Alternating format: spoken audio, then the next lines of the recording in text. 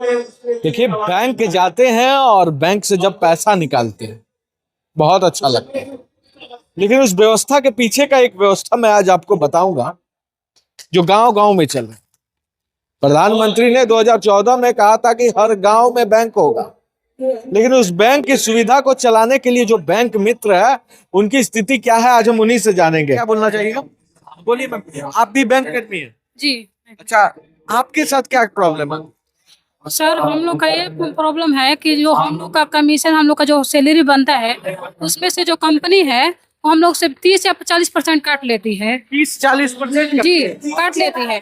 और नहीं तो हम लोग को जो मतलब है कि हम लोग को मतलब स्वास्थ्य हेतु नहीं है, स्वतंत्र नहीं है।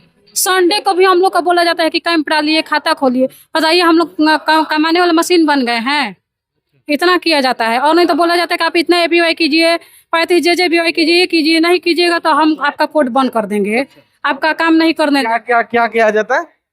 तो कंपनी का जो डीसी है, डिस्ट्रिक्ट कोऑर्डिनेटर और बैंक मैनेजर, ये स्पेशली इनको टारगेट किया जाता है और वो भी मेंटली हरासमेंट के साथ साथ इनको कई तरीके से प्रताड़ित किया जाता है। आपको जी सर। क्या करता है लोग? सर, उन लोगों का मतलब हम लोग महिला है, हमको तो और ब्रांच मैनेजर भी हमको इससे टॉर्चर किया था।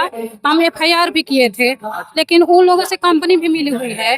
कंपनी बोलती है कि जो ब्रांच मैनेजर कहेंगे वही करना पड़ेगा आपको। ऐसे ही होता है सर। तो बैंक मैनेजर क्या बोलते हैं?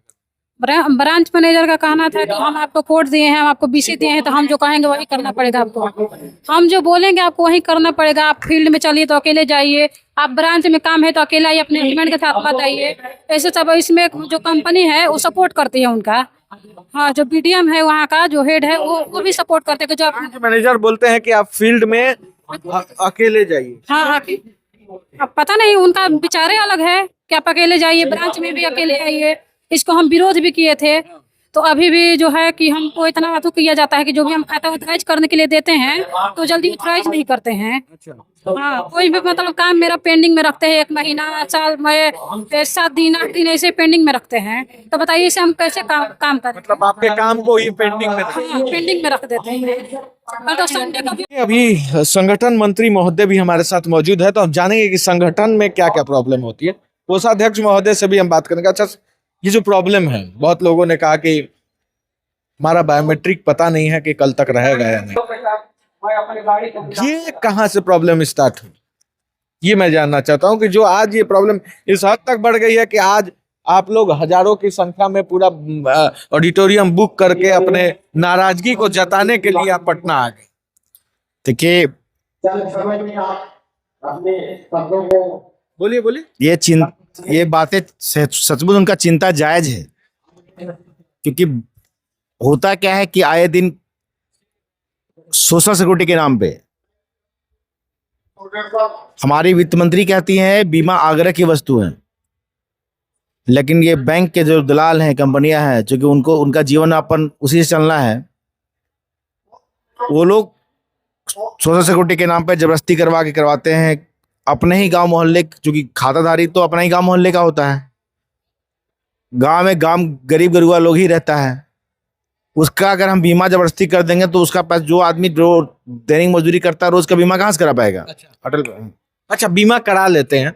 कभी ऐसा हुआ कि जैसे बीमा कराएं और फिर उसके साथ कुछ दुर्घटना घट गई हो तो टाइम पे बीमा मिल पाता है कि उसमें भी लफड़ा? नहीं, वो बीमा हम लोग अभी पर्सनली मेरे यहाँ हम लोग बीमा उसको दिला देते हैं, ऐसे कोई दिक्कत नहीं है। दिक्कत नहीं होती उस बीमा में, कोई दिक्कत नहीं है इसमें, चूंकि वो सरकार की योजना, वो योजना गलत नहीं, मैं उस योजना का विरोध नहीं करता, लेकिन जबरदस्ती करके किसी का योजना तो बैंक मित्रों के साथ क्या दिक्कत है भैया कि जो आज आप लोग यहाँ पे आए, क्या प्रॉब्लम है? बेसिकली प्रॉब्लम क्या है? प्रॉब्लम ये है कि जो बैंक मित्र 2012 से काम कर रहे हैं, प्रधानमंत्री ने कहा था 2014 में कि 5,000 प्रोत्साहन राशि मानदेय प्रत्येक किसी को मिलेगा। आज तक किसी को मिला नहीं। बट जो कमीशन था वो कमीशन सबका बढ़ता है, दैनिक भत्ता बढ़ रहा है, वित्तीय भत्ता बढ़ रहा है, महंगाई भत्ता बढ़ रहा है, लेकिन बीसी का कमीशन आधा हो गया। बिल्कुल आधा हो गया। 2014 में कितना प्रतिशत कमीशन मिलता था? उस समय पहले एक अकाउंट खोलने पे 50 रुपये मिलता था, अभी अभी 20 रुपए मिलते हैं। अभी 20 रुपए। और उसके बाद भी क्या है कि उसमें उसमें 16% मतलब 16 रुपया मिलता है, 40% कट जाता है उसमें। 4 रुपया कोई और ले लेगा। अभी 20 रुपए में भी कंपनी 20 रुपए में भी कंपनी पैसा ले लेगी। टैक्स पहले टैक्स के नाम पे काट लेगा, फिर उस पे कंपनी का 30-20% कंपनी काट ली, उसके खाते में बेसिक खाते में मात्र 12 रुपए जाते हैं। आप सोचिए कहाँ 50 और कहाँ 12। एक महीने में कितना खोल लेते हैं? कितना सबका अलग अलग डाटा है, लेकिन कोई 50 खोलता है, कोई 10 खोलता है, कोई 5 खोलता है, किसी का 20 होता है, वो ले एवरेज मतलब हाँ हाँ। लेकिन जहाँ 100 रुपए 80 रुपए 50 रुपए मिलते थे, वहां 12 रुपए। सरकार कहती है हम बिचौलिया भगाओ, हम बिचौलियाबाद खत्म कर दिया। मोदी जी कहते हैं हमने बिचौलियाबाद खत्म कर दिया। तो क्या सारे बिचौलिए आज के डेट में बैंक मित्र के लिए है क्या? क्योंकि सारे बिचौलिए उठा के ऐसा लगता है कि सारे बिचौलिए उठा करके सब बैंक मित्र में शिफ्ट कर गए। पूंजी मेरी, पैसा मेरा, सिस्टम मेरा, कमरे मेरे, कमरा का रेंट मेरा, इंटरनेट के खर्च मेरे, लेकिन मेरा 20-30% कमीशन उस बिचौलियों को क्यों? चलिए और भी लोग हैं हम जिनसे जानेंगे। इनका बहुत बड़ा, क्या आपको भी बिचौलिया का पैसा? ये कितने बिचौलिया हैं बैंक में? देखिए, हाँ, जितने बैंक मित्र हैं पूरे देश में कार्यरत, सिर्फ एक झारखंड को छोड़ दिया जाए जहाँ पे 650 बीसी इंडिविजुअल है, उसके अलावा सारे बैंक मित्र किसी न किसी कंपनी के थ्रू हैं, जो एक तरीके से बिचौलियावाद है। चूँकि इसमें होता क्या है बिचौलियों में, ये हम बैंक मित्रों से एग्रीमेंट कराते हैं कि हम आपके आमदनी का इतना % हिस्सा अपने पास रखेंगे। किसी से 20% का एग्रीमेंट कराते हैं, किसी से 40% तक का एग्रीमेंट कराते हैं, और किसी से कोई एग्रीमेंट ना कराते हैं, अपनी मनमानी करते हैं। इसमें जो एग्रीमेंट होता है, देखिए, किसी भी उसमें संस्था में या किसी में भी अगर एग्रीमेंट होता है, मतलब उसको एक कहा जाए कि उसमें वो शेयर होल्डर आता है, तो उसकी भी उतनी लागत लगनी चाहिए। अगर वो 20% का शेयर ले रहा है तो 20% उसका लगना चाहिए। यहाँ पे ठीक इसका उल्टा होता है। जगह हमारे बैंक मित्रों का, हमने स्वयं की ली है जगह, वो किराया हम भरेंगे, बिजली हमारी खुद की, यहाँ तक कि कंप्यूटर, लैपटॉप, प्रिंटर, यहाँ तक कि उसका मेंटेनेंस तक अपना है। और जो पैसा हम हर रोज बांटते हैं, सुनने में आता है कि जो प्लेस लेते हैं उसका भाड़ा बैंक देती है, बिजली बिल बैंक देती है। ऐसा कुछ नहीं है। जो भी है वो सिर्फ बैंक मित्रों का, बैंक मित्रों का। हाँ, बैंक मित्र के अलावा ना उसमें कोई बैंक सहयोग करता है, और ना ही उसमें जो कंपनियां हैं बिचौलिया ये सहयोग करती हैं। कोई सहयोग नहीं, बशर्ते इनका सहयोग यही रहता है कि ये पर डे का, हर दिन का एक टारगेट निश्चित होता है। एक दिन में इनको 50 बीमा चाहिए, अटल पेंशन चाहिए, नहीं तो अगले दिन आपकी आईडी नहीं खुलेगी। धमकी है ये सरेआम धमकी दी है। धमकी नहीं, इसको कई बैंक मित्रों पे लागू भी किया गया है, जिसकी लड़ाई हम लोग लड़ रहे हैं। जो अभी हमारे फिलहाल में ही यूपी में संत कबीर नगर में बैंक मित्रों की एक ही दिन 8 लोगों की आईडी बंद हुई, जिसका हम लोगों ने पुरजोर विरोध किया। तो 3 दिन बाद सिर्फ 4 लोगों की आईडी खुली, 4 लोगों की नहीं खुली। वो 4 लोगों की खुलवाने के लिए हम लोगों को दूसरी रणनीति अपनानी पड़ी, तब जाके 5वें दिन खुली आईडी। अच्छा, आईडी 5वें दिन। और इसमें क्या खेल खेला जाता है कंपनियों द्वारा।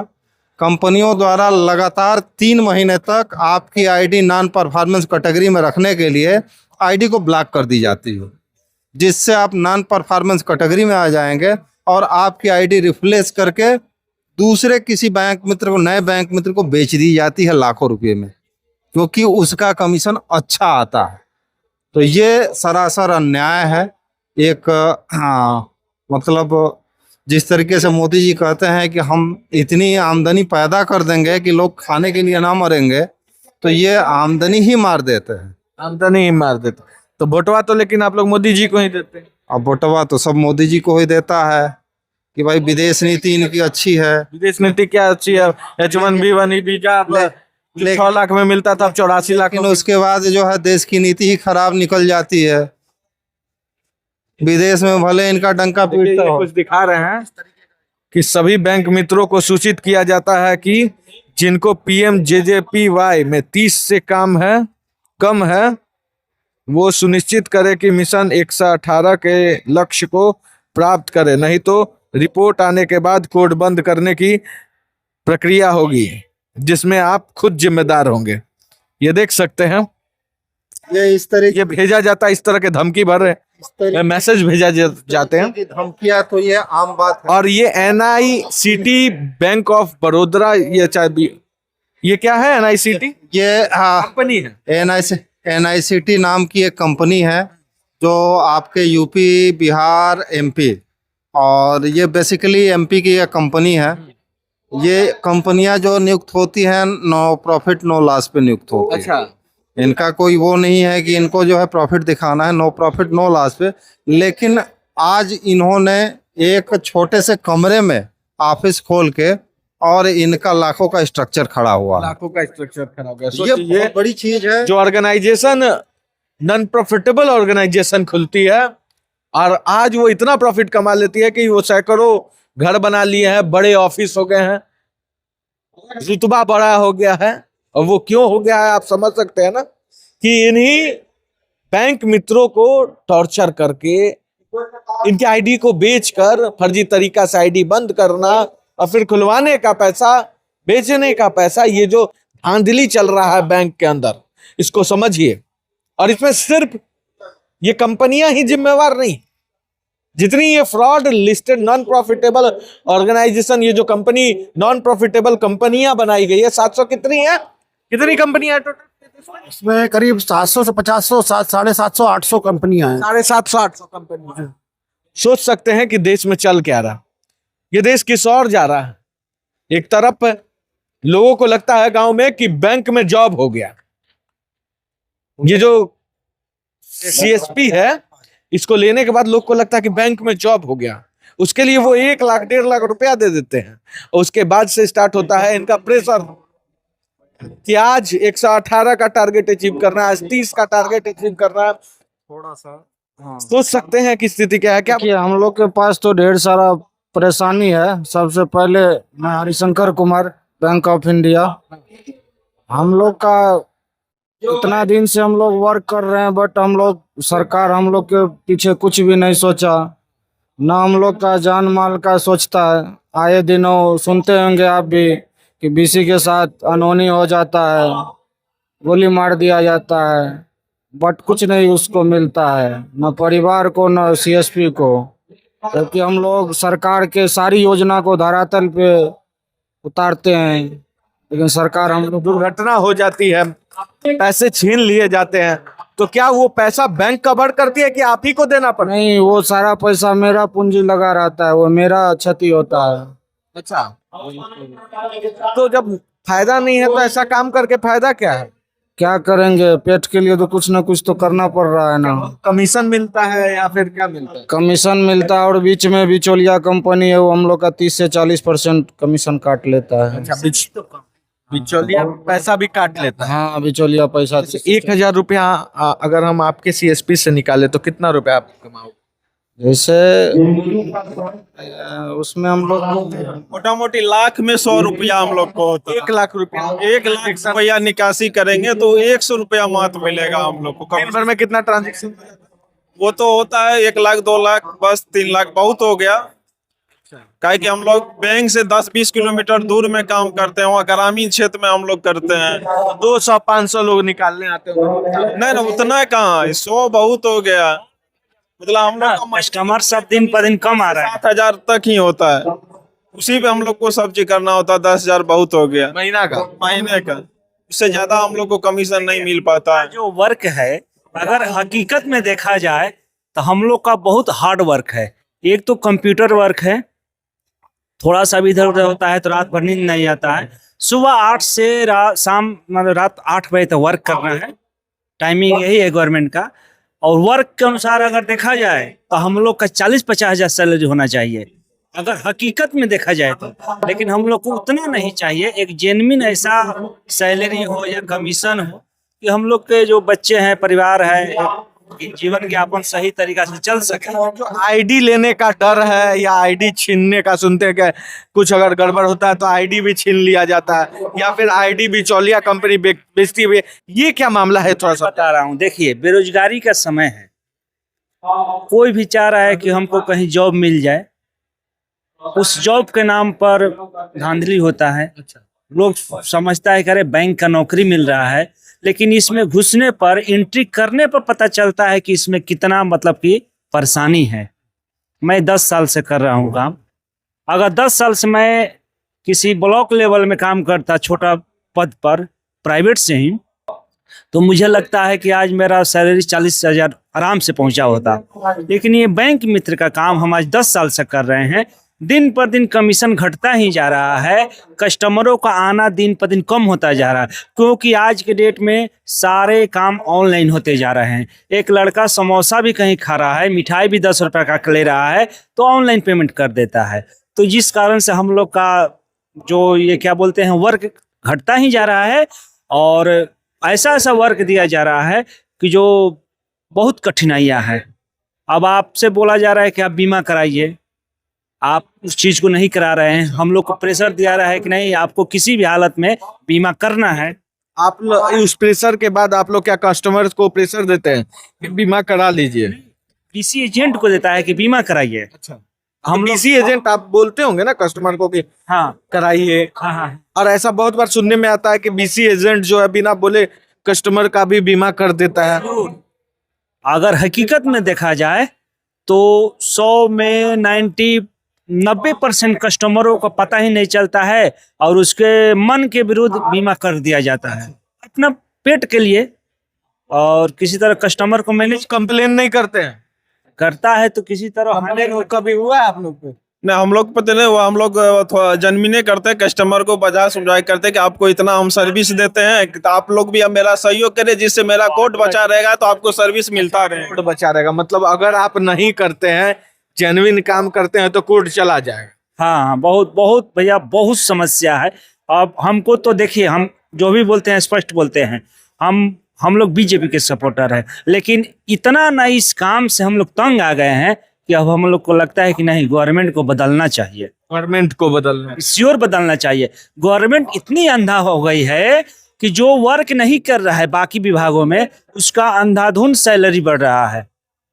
आप पता कर लीजिए, अभी ही हुआ बिहार में कि डबल ट्रिपल सैलरी बढ़ गया, जबकि हम लोग टेक्निकल काम कर रहे हैं, कंप्यूटर का काम कर रहे हैं।